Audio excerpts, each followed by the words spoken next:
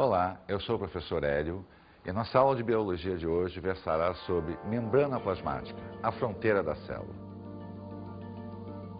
Por que fronteira da célula? Porque é justamente essa estrutura tão fina, não perceptível a olho nu, que faz com que a célula se torne uma estrutura única, uma estrutura independente do meio ambiente. Nós hoje estudaremos todas as funções inerentes à membrana plasmática, o porquê dela existir, qual a finalidade dela existir. Não só as suas funções, mas a sua própria estrutura molecular. E vamos observar que todo o funcionamento de qualquer ser vivo acaba passando pelo funcionamento da própria membrana plasmática. E, obviamente, começaremos o estudo através da composição química da membrana plasmática, para que a gente possa, a partir deste momento, entender todo o funcionamento da estrutura celular e, consequentemente, todo o funcionamento do ser vivo. Qual é a estrutura? Como ela é formada? A partir de que elementos químicos? Isso foi uma discussão durante séculos. Somente após o advento da microscopia eletrônica, das provas bioquímicas, foi que começou a observar a existência de três componentes básicos: gordura, conhecida tecnicamente como lipídio, proteína e fósforo. Essa composição permite o isolamento do meio externo ao meio interno, permite o controle da movimentação de qualquer substância. Mas como? De que maneira essas substâncias se montam para permitir esta separação entre o meio exterior e o meio chamado de intracelular? Os fósforos se ligam aos lipídios, formando uma bicamada chamada de fosfolipídica. Essa camada, por não ter muita afinidade com a água, permite o isolamento do meio interno para o meio externo. E as proteínas? Qual será a função delas?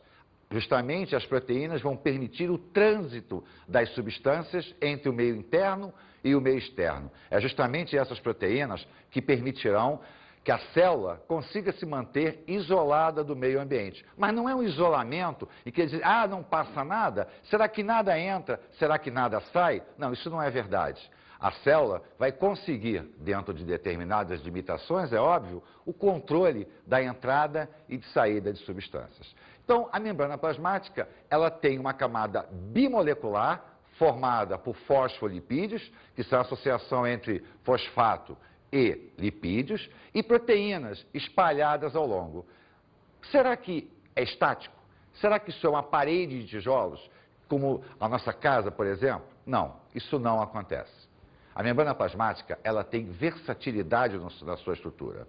Por isso, o modelo que nós aceitamos hoje, ele é chamado de mosaico fluido. Vamos analisar a palavra mosaico. O que é um mosaico? É uma estrutura formada por N partes. É uma estrutura que, ao juntarmos as partezinhas, nós temos um desenho geométrico, simétrico ou não simétrico, não importa, mas nós temos uma estrutura formada por N componentes. Fluido, porque a estrutura não é estática, o que permite o controle, a adequação do momento celular para o meio ambiente. Vamos dar uma olhadinha nessa figura aqui para que a gente possa entender melhor essa estrutura toda da membrana plasmática. Se nós observarmos o desenho da membrana plasmática, nós vamos observar a bicamada lipídica nessa estrutura. Obviamente, houve um corte transversal aqui, para que a gente pudesse entender a entrada do que dá a fluidez da membrana, que são justamente as proteínas. Óbvio, mas como saber da membrana? Não se vê. Sabe-se que existe? Será que as pessoas conseguem imaginar o que é uma membrana plasmática? Fizemos uma enquete. Por que será que a gema não é capaz de escorrer?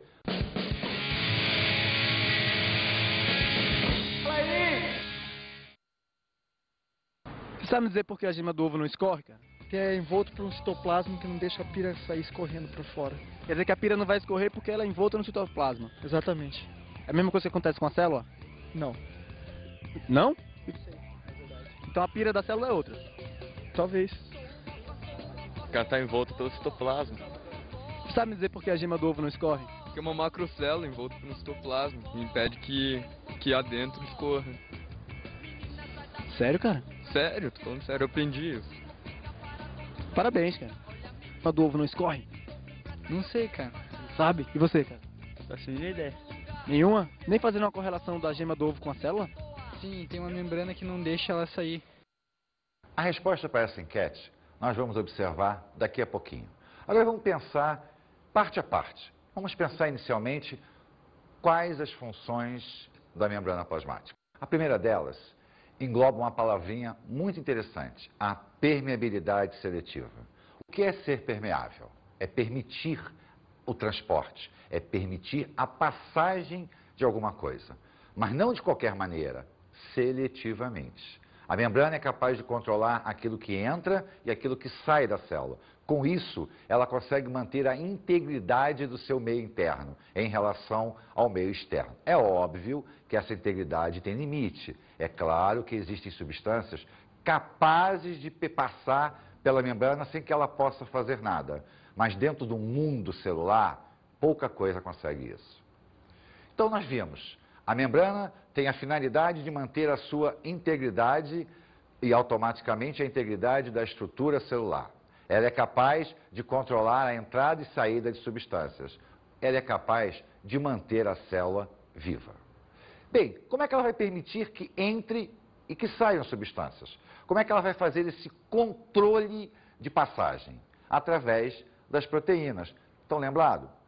Lipídio, fósforo e proteína. Então, as proteínas que dão a fluidez da membrana plasmática vão justamente formar canais de passagem. Então, existem hoje aproximadamente 50 proteínas já identificadas que permitem a entrada e automaticamente a saída de substâncias das células. Essas proteínas são chamadas de permeases. Então, permeases são as proteínas que formam os canais de acesso à célula, formam o canal de comunicação entre o meio externo e o meio interno. Mas existem vários tipos de proteína, existem várias funções de proteínas. Nós temos a proteína que simplesmente é um canal proteico. É por ela que vão passar íons, água.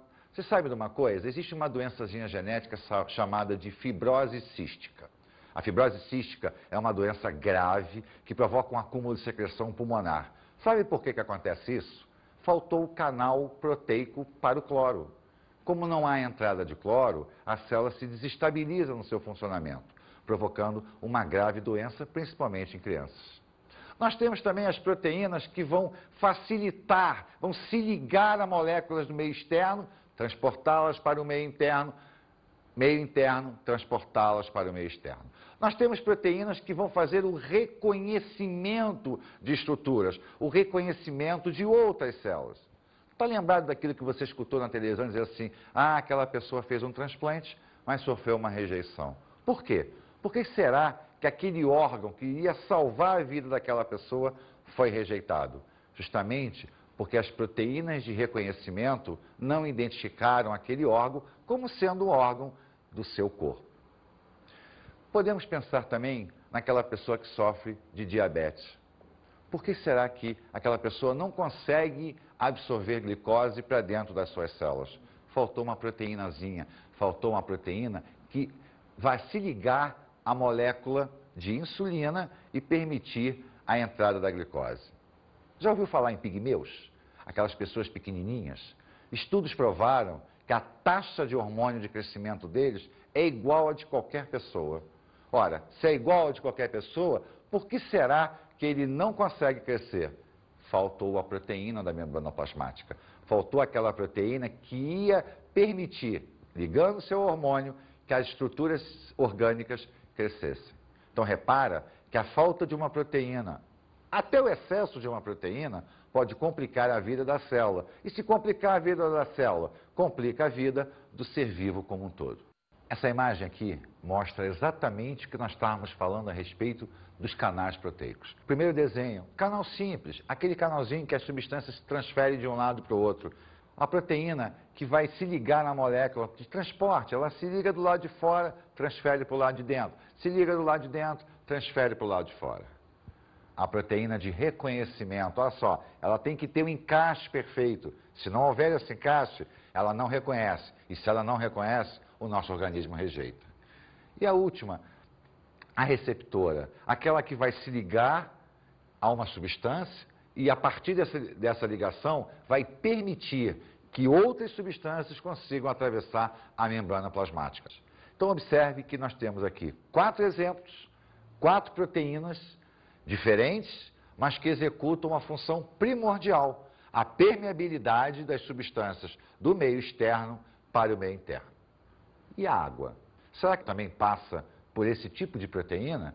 Esse tipo de substância, a água, tão importante para a manutenção do ser vivo, ela é transportada por um processozinho chamado de osmose. Será que a célula vai ter que se esforçar muito para que a água passe? Será que a célula vai ter que ter uma proteína especial para o transporte da água? Ou será que a água vai passar naturalmente? Quando a gente pensa em transporte, a gente primeiro tem que imaginar o seguinte: existe ou não existe esforço celular? E toda vez que a gente fala esforço, pensa-se em energia. O gasto de energia é algo importantíssimo na manutenção da vida celular. Então nós podemos analisar de 2 formas. Uma substância ao passar para o seu interior ou para o seu exterior, a célula vai consumir energia? Se ela assim o fizer, nós teremos um transporte dito ativo. Caso contrário, se as coisas acontecem naturalmente, o transporte é dito passivo. Para que nós possamos estudar melhor isso, vamos pensar inicialmente no transporte passivo, onde observaremos a osmose, a difusão simples e a difusão facilitada.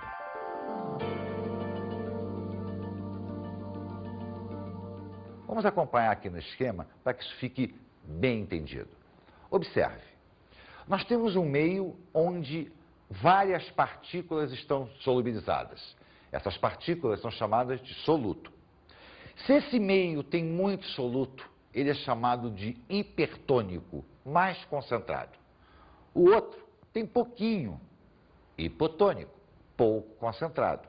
Qual é a tendência? O lado que tem mais cede para o lado que tem menos.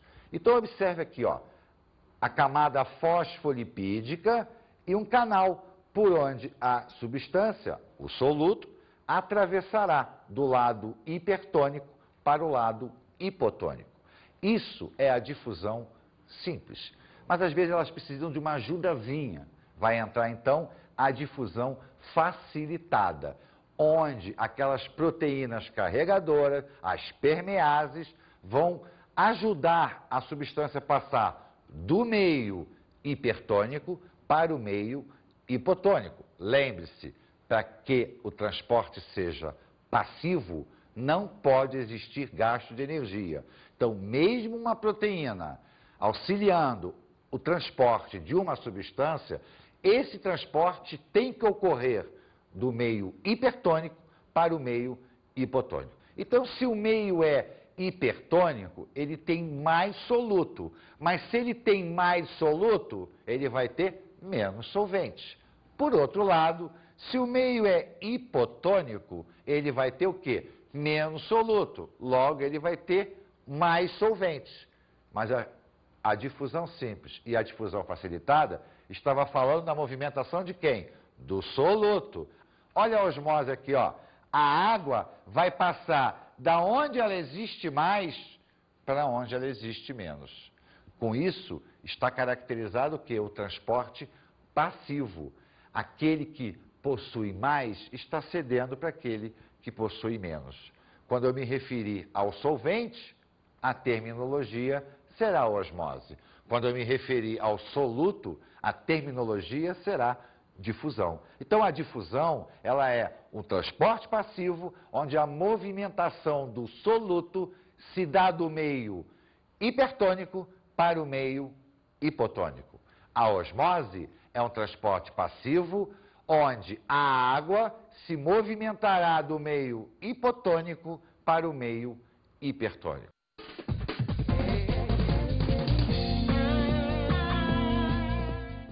Vamos observar aqui uma experiência muito simples. Uma batata, onde eu vou cavar a batata. Literalmente. né, vamos fazer um buraco na batata. Qual é a finalidade disso? Para que nós vamos cavar essa batata? Bem, em primeiro lugar, o que é uma batata? É uma estrutura de um vegetal, uma estrutura formada por células. Células contêm água. Essa batata vai perder água naturalmente para o meio. Só que o que nós vamos fazer aqui é forçar a batata a perder mais água do que normalmente ela perderia. Então, olha só, nós vamos secar a batata e vamos adicionar aqui sal. Sal de cozinha. Repare que eu sequei e agora eu vou colocar sal nesse buraquinho aqui que nós abrimos da batata. Enquanto a gente espera para ver o que vai acontecer, vamos fazer uma outra experiência. Vou botar a nossa batata aqui, né? Vou tirar esses resíduos da batata para cá. O que interessa para a gente vai acontecer aqui, né? E enquanto a gente espera isso, vamos observar uma outra experiência muito simples. Eu tenho aqui 2 beckers. O que é becker? É um copo de vidro usado em laboratório, né? Tem esse biquinho aqui, graduado, onde eu tenho aqui, ó, água, neste água pura, água destilada, ou seja, água isenta de soluto. E nesse eu tenho água mais sal. Água salgada, como se fosse água do mar. Se eu comparar as duas águas, eu vou dizer que esta água aqui é menos concentrada do que essa. Por quê? Porque essa não tem sal. E essa tem sal, tem mais o que? Soluto. Então eu tenho uma água extremamente concentrada e uma água basicamente sem nenhuma concentração. E o que eu vou fazer? Eu vou pegar a nossa gema. Lembra da gema? Aquela que foi perguntada na enquete, por que a gema não esparrama? Lembra da membrana plasmática? Então o que a gente vai fazer? Nós vamos mostrar o que acontece com uma célula quando se coloca ela num meio menos concentrado do que ela e num meio mais concentrado do que ela. Então vamos lá, vamos pegar uma gema, vamos colocá-la aqui, ó, num meio mais concentrado do que ela.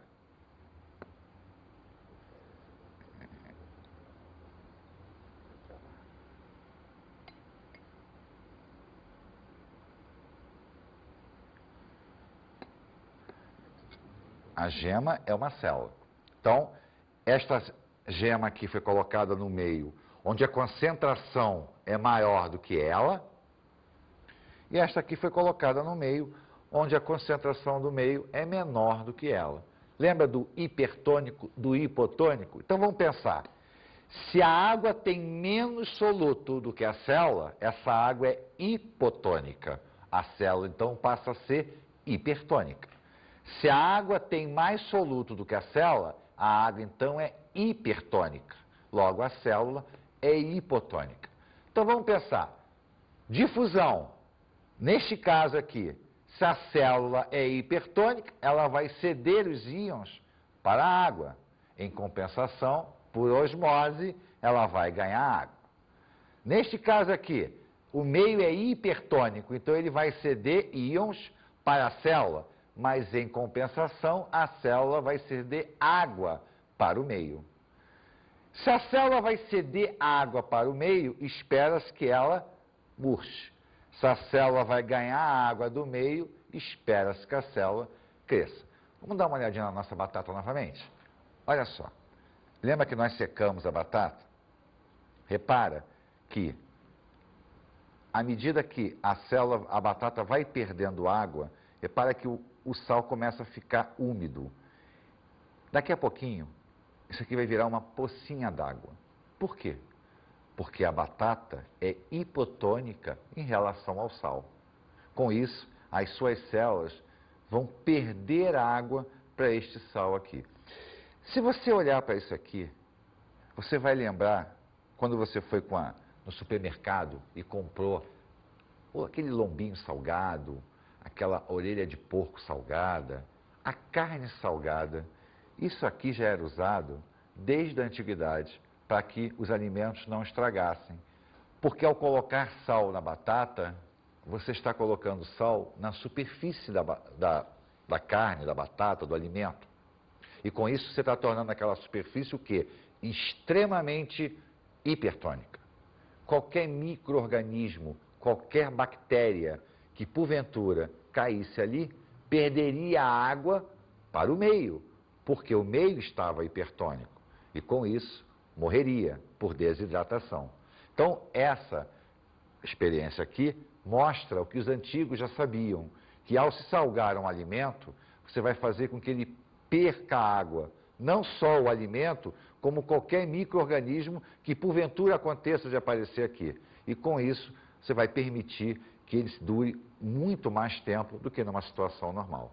Vamos dar uma olhadinha aqui na nossa célulazinha para ver o que está acontecendo com ela. Eu não sei se vai ser possível a observação da coloração dela, mas se a gente prestar bastante atenção, a gente vai ver que a cor, que era um amarelinho bem vivinho que estava aqui, vai começar a se alterar.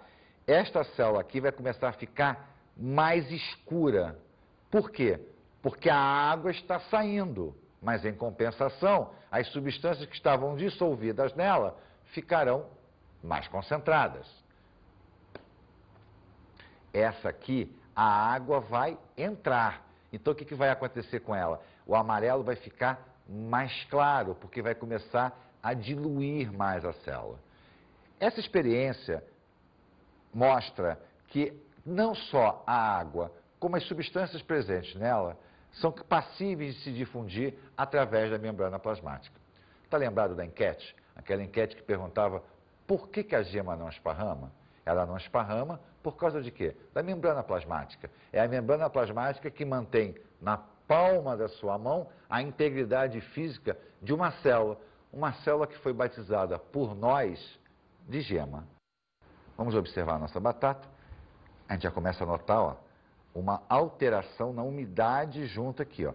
Se prestar atenção, você vai ver que aqui no centro ainda está razoavelmente seco, mas aqui na borda, ó, o sal já está bem molhado, né? Ela vai desidratar devido à perda de água para um meio que extremamente hipertônico.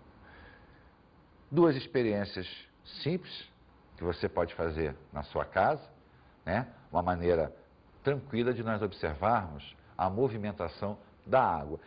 Será que dá para observar a movimentação soluto? Não, o soluto é mais complicado porque nós teríamos que ter mecanismos que nos permitissem a visualização do transporte iônico, o que a olho nu é extremamente difícil. Vamos falar agora do transporte ativo, aquele que ocorre o gasto de energia. E o melhor exemplo para que se possa entender um transporte ativo é nós pensarmos num processo chamado bomba de sódio, bomba de potássio. O que é bomba de sódio e bomba de potássio? Sódio e potássio são íons que existem tanto no meio externo quanto no meio interno da célula. E a tendência dela é manter um certo equilíbrio entre a concentração de sódio dentro e fora, a concentração de potássio dentro e fora.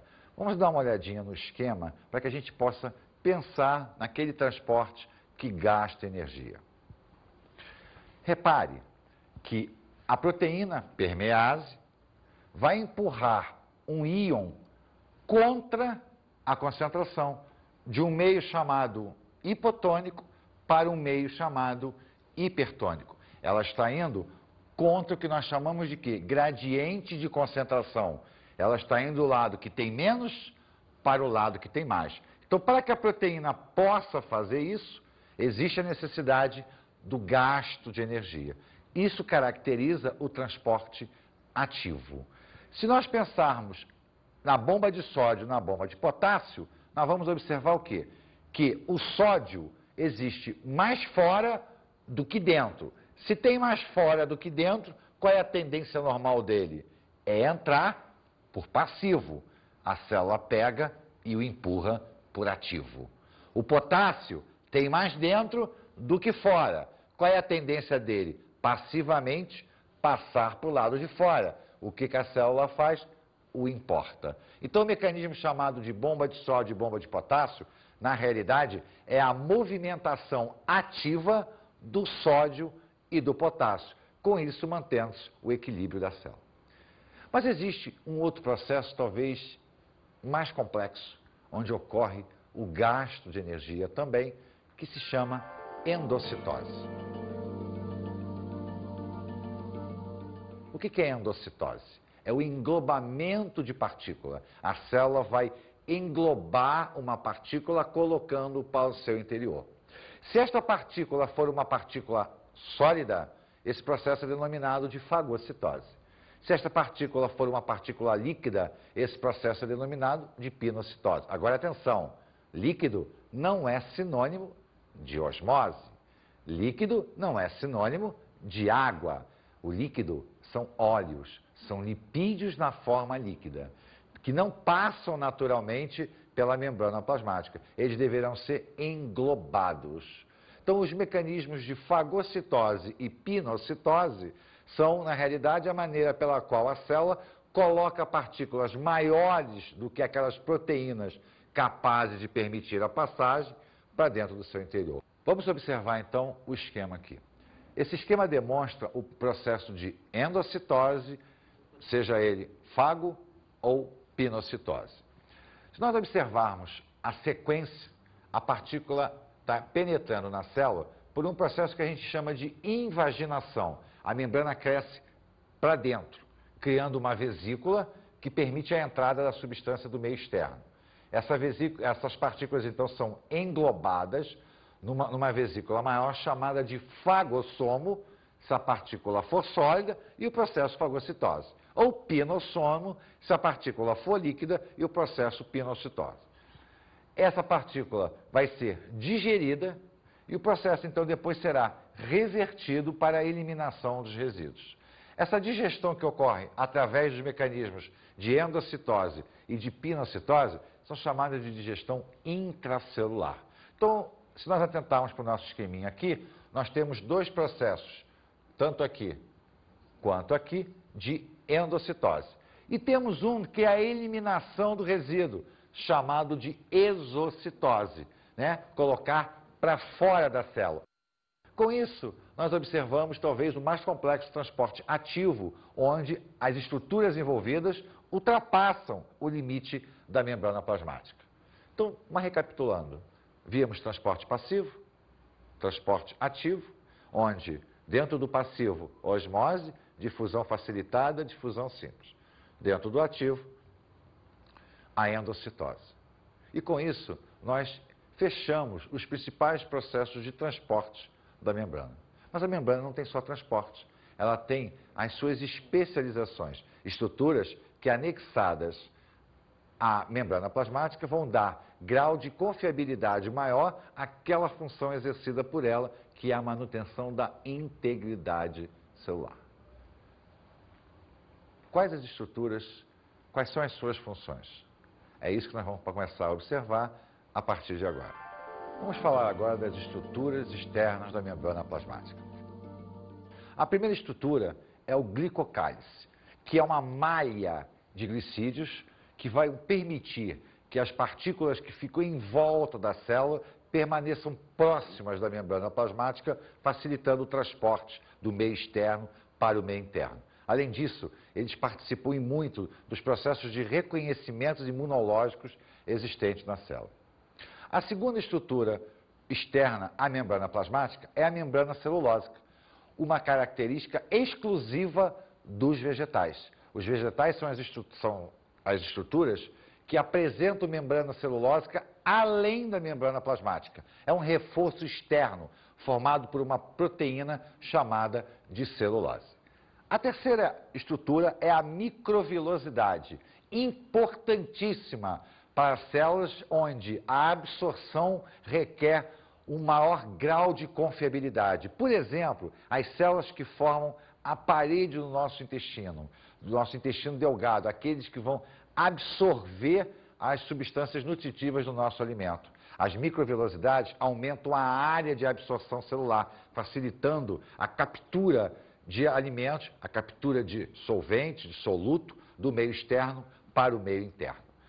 A outra é o desmossomo, que vai fazer o quê? Vai aumentar a força de coesão entre duas células. Tá? A integridade de um tecido, por exemplo, tem que ser mantida pela atração entre as suas membranas plasmáticas. O desmossomo nasce a partir de proteínas provenientes do citoplasma chamadas de tonofibrilas, que vão coagir entre as duas membranas, facilitando a força de atração e, consequentemente, a integridade do tecido. A próxima estrutura são as interdigitações, que no fundo, têm a mesma finalidade do desmossomo, manter a integridade física de um tecido. São reentrâncias da membrana que se encaixam perfeitamente entre duas células, facilitando o quê? A atração entre elas e a manutenção da aderência. A próxima estrutura são os plasmodermos, canaizinhos citoplasmáticos de células vegetais, facilitam a troca entre uma célula e outra, o que melhora em muito a difusão de substâncias entre células de origem vegetal. Bem, nós temos os cílios e flagelos, importantes para os processos de locomoção. Cílios são pequenos e numerosos, o flagelo normalmente 1, 2, bem mais longo. Quem não lembra do espermatozoide, onde o seu flagelo permite o deslocamento dele até encontrar o gameta feminino? Ou o epitélio ciliar do nosso sistema respiratório, que vai aderir, vai segurar partículas que penetrem no nosso sistema através do ar atmosférico. Todas as estruturas são desenvolvidas para aumentar a capacidade de funcionamento da célula. E, obviamente, elas estão ligadas à membrana plasmática. Por quê? Porque essas estruturas estarão voltadas ao meio externo, estarão voltadas às funções exercidas, principalmente para o meio externo.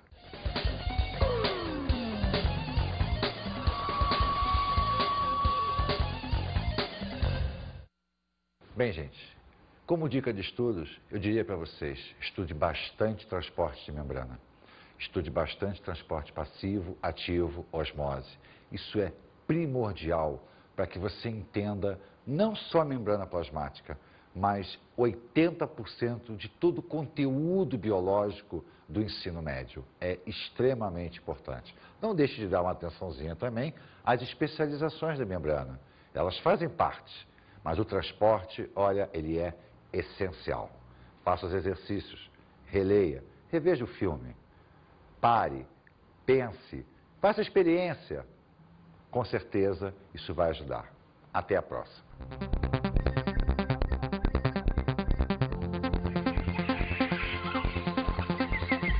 Na aula de hoje falamos sobre a membrana plasmática, fronteira do mundo celular. Vimos transporte passivo, ativo, que engloba osmose, endocitose. Vimos que a importância disso era o quê? A integridade física da membrana através da sua constituição. Falamos das especializações relativas à membrana plasmática. Mas se nós pararmos para pensar, tudo isso tem uma finalidade, a manutenção da integridade física, ou seja, a grande fronteira que separa o meio intracelular do meio extracelular. Bons estudos!